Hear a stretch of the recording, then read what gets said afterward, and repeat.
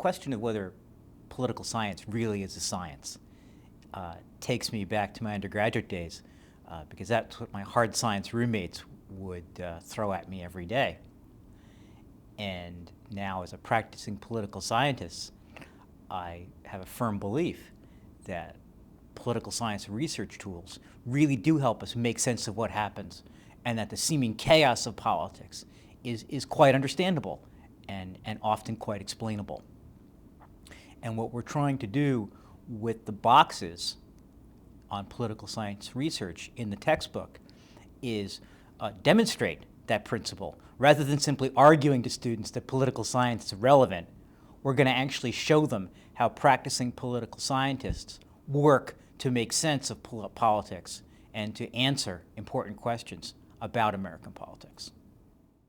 The study of politics can be scientific, even if it seems like it's messy and difficult and hard to predict. Indeed, there are many people who don't think we can study politics scientifically. I had a friend in graduate school who would answer the telephone in the grad office every day saying, political science, which is not a science, and to anyone who would call the office. And so even in the political science department, there were some of our fellow graduate students who really didn't think we could study it scientifically.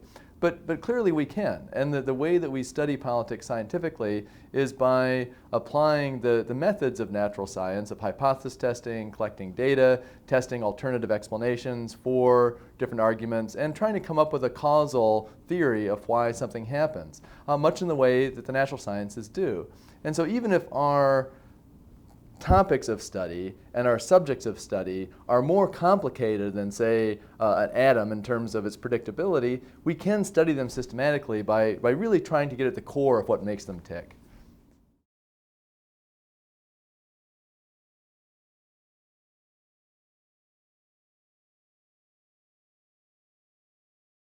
Well, political science as a discipline has always had the perspective that we're not going to get hung up on any one method, and that we're going to use whatever method is appropriate to the kinds of questions we ask. And you'll see this in the boxes throughout the book. Some of them use quantitative analysis, which is basically statistical work on data, survey data or data about some phenomena.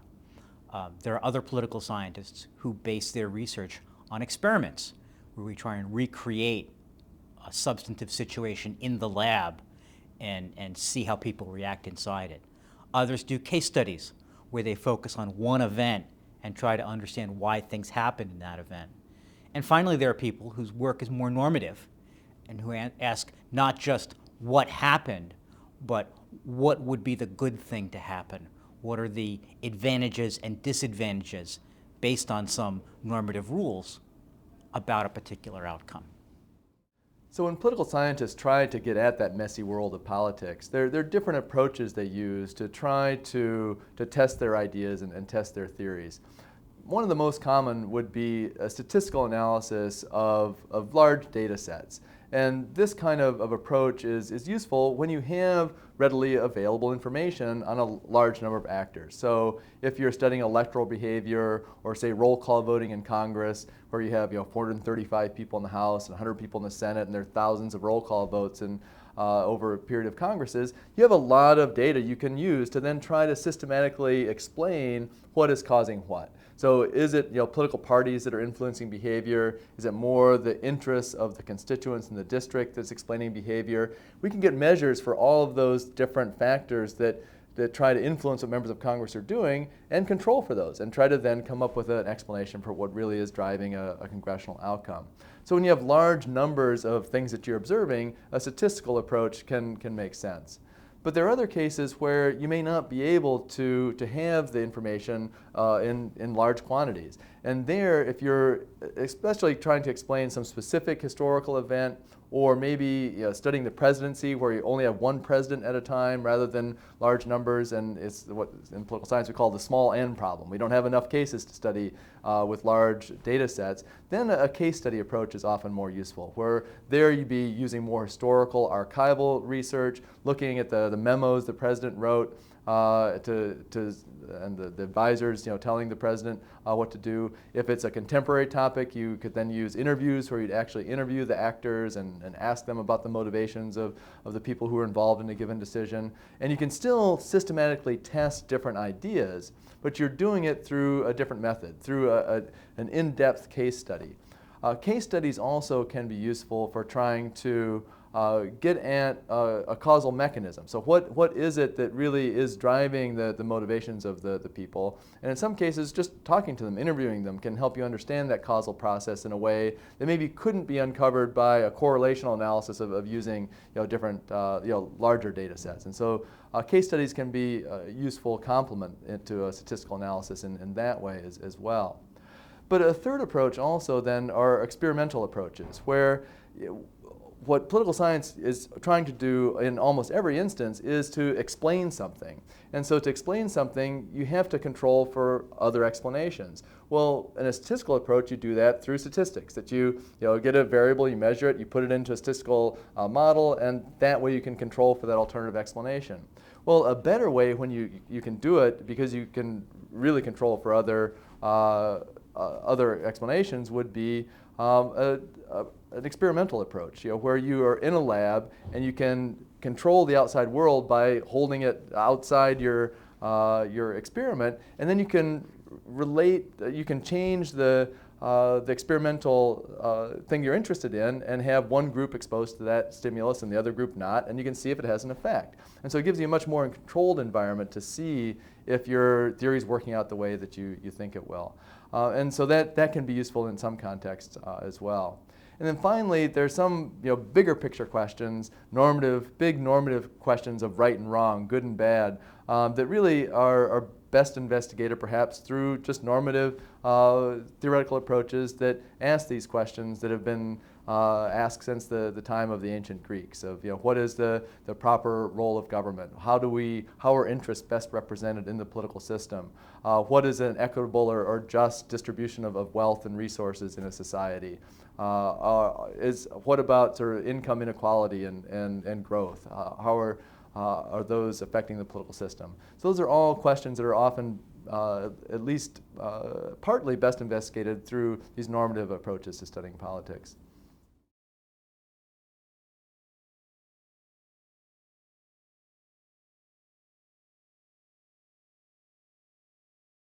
The way we always tell our graduate students is that the method follows the question. If we have data on a lot of individuals, like in an election, voting decisions, it's appropriate to use statistical analysis to try and find patterns in that data. If, on the other hand, we are trying to understand a single event or the actions of a single individual, how Barack Obama built a coalition behind healthcare, then it's appropriate to use a more case study approach where we have interviews and analyses of texts and things like that. If we're trying to ask a question of the form, what would be a good healthcare policy, then various normative theory approaches would be the way to go. In choosing a method when I have a given question that I'm trying to answer, I'm a big believer in multiple methods. So trying to come at it from a variety of perspectives gives you more confidence that you've arrived at a good answer if you can verify it from several different points of view.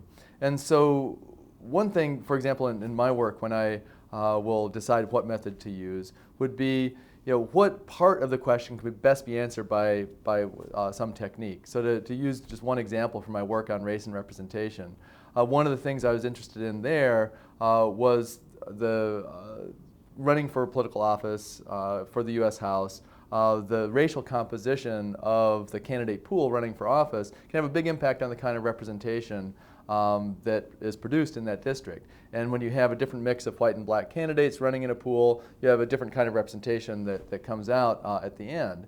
And so to study that question of the nature of representation that emerges from this kind of supply side approach to looking at electoral politics, I could look at it from a statistical standpoint. So I could see that, for example, when you had a white candidate running in a Democratic primary, you were much more likely to get what I call the politics of different representation when you had African American candidates who were appealing mostly to African American voters. And you could see that in a statistical sense that was actually what happened by looking at the data from these different districts. But using that statistical analysis, one thing that I really couldn't understand until I did a case study that went along with it were the motivations of the people who were actually running. Were they motivated by the same kind of racial questions that appeared from the outside that they were? But to confirm that then by actually talking to the people who were running really gave me confidence that I had my story right.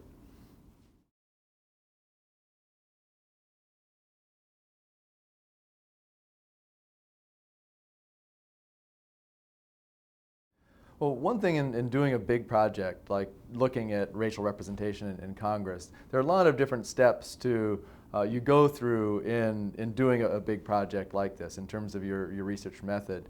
And one thing in that project, that started out as a much smaller project that had to do with understanding the dynamic of candidates emerging in a congressional election.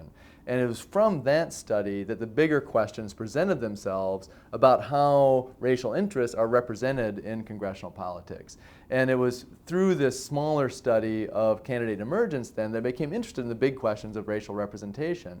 And so it sort of developed in a step-by-step way like that after looking at the candidates and seeing these real differences in their representational styles, the question then presented itself, well, is this systematically true? Is this true across all congressional districts in a way that then it can be seen in roll call voting, in the speeches they make on the floor, in the way they send out their newsletters to the district?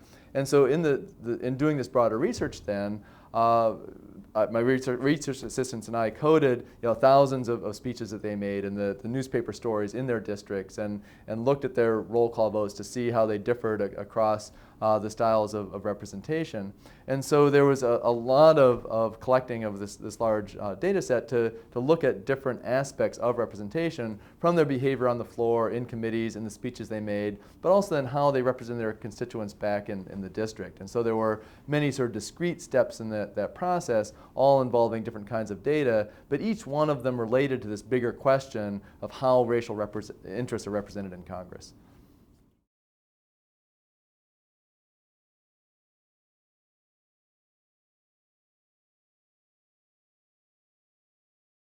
There are two things in the study I found very surprising.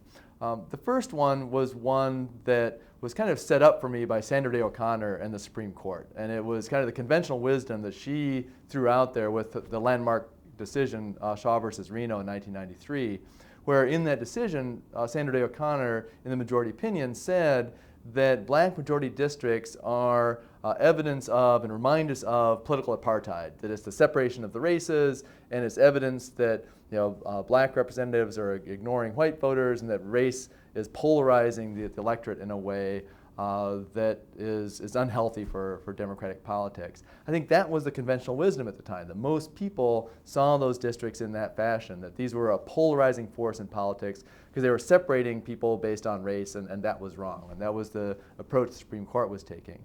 The surprising finding, the biggest surprising finding of the study, was in fact they didn't have that effect. That these black majority districts actually created more of what I call the politics of commonality, where it helped bring the races together because the African American politicians who were elected in these districts were racial moderates who reached out to white voters and tried to create more of a biracial politics. So that really was a very kind of counterintuitive, and again, flew right in the face of the Supreme Court decision that was arguing exactly the opposite. They were polarizing. I found, in fact, it was quite different, that they were more unifying.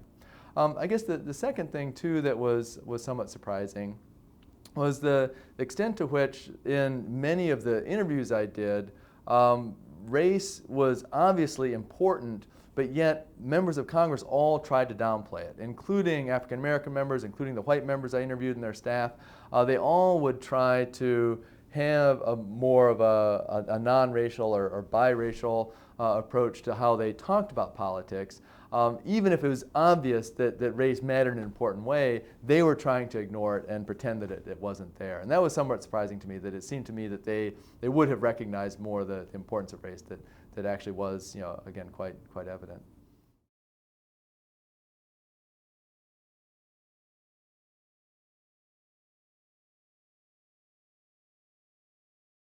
My career has been somewhat unique. I've charitably been described as having a kind of split brain problem with respect to methods, or equivalently, that I'm all over the map. My research for a long time now is focused on the question of where legislative outcomes come from. When a bunch of people get together to make a choice, what's going to happen? And to answer those questions, I've relied on statistical analysis of data. I've run experiments where I've put a bunch of students in a room and watched them make majority rule decisions. I've interviewed legislators about the way they come to deciding how they're going to vote. And I've done a variety of mathematical models that attempt to predict the outcome of majority rule voting processes. So for me, method has followed question.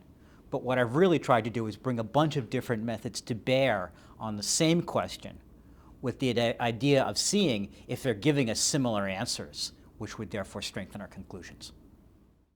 An example of how I sort of chose a method would be my work on trust, where the fundamental question was, why do constituents, or when do constituents trust their legislator? When do they defer to their legislator's judgment about policy proposals? And to answer this question, first of all, I started by constructing a mathematical model of how legislators would act in anticipation of their constituents' decision about trust, and how constituents would actually make that decision. So I had some predictions about when trust would exist. And what I then did is went up to Washington and interviewed about 100 members of Congress about their votes on controversial issues, things like pay raises or health care legislation, and trying to understand how they acted as they did, whether they thought constituents trusted their judgment, how they tried to explain their vote, or whether they tried to explain it at all. And then took that data from the interviews, coded it, and ran statistical analysis on it to try and see patterns. And ultimately, we found out that trust is not a random decision. It's not a decision based on personality or who looks good. It's a decision based on who these legislators are, what constituents know about them, and when, as a result, they're willing to defer to their judgment about policy proposals.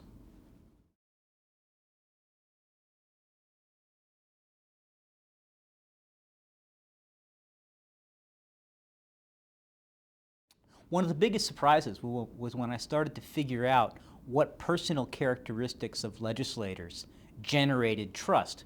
What I found, first of all, was that it was sort of issue by issue. Some people had enormous amounts of trust on some things, but very little on others. And one of the places we saw a lot of trust was when I was studying votes on pay raises. Congressional pay raises are a perennial, tough political issue. Constituents almost always oppose them. They feel like legislators are just trying to get more money, not that higher levels of pay might be necessary to keep ordinary people in Congress, because Washington is an expensive place to live. And what we found, very surprisingly, is that there's one class of legislators who are pretty much always able to vote for pay raises without incurring political consequences. And those are rich legislators, wealthy legislators, because they are able to go home and tell constituents that they didn't vote for it for the money because they didn't need the money. Or, at a deeper level, people know that they're wealthy and are therefore willing to trust their judgment on things like pay raises because they don't see them as having economic motivations.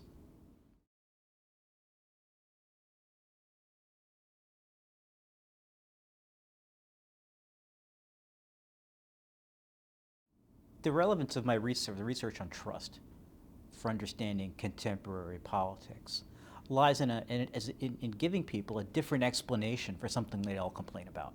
People talk about how they don't trust their representative, and we see that as something bad, that we should be able to trust them. And then we might go deeper. Why is it people don't trust their representative? Is it they've lost faith in government, or they're alienated because of policy outcomes? But my work is saying is, no, there may be a lot of sensible reasons why you don't trust your representative, just as there are people you trust in life and don't trust in life based on what you know about them and what you perceive their motives to be. So in that sense, the way we think about our representative when making decisions about trust is not all that different from the way we think about whether to trust people we meet in everyday life outside politics.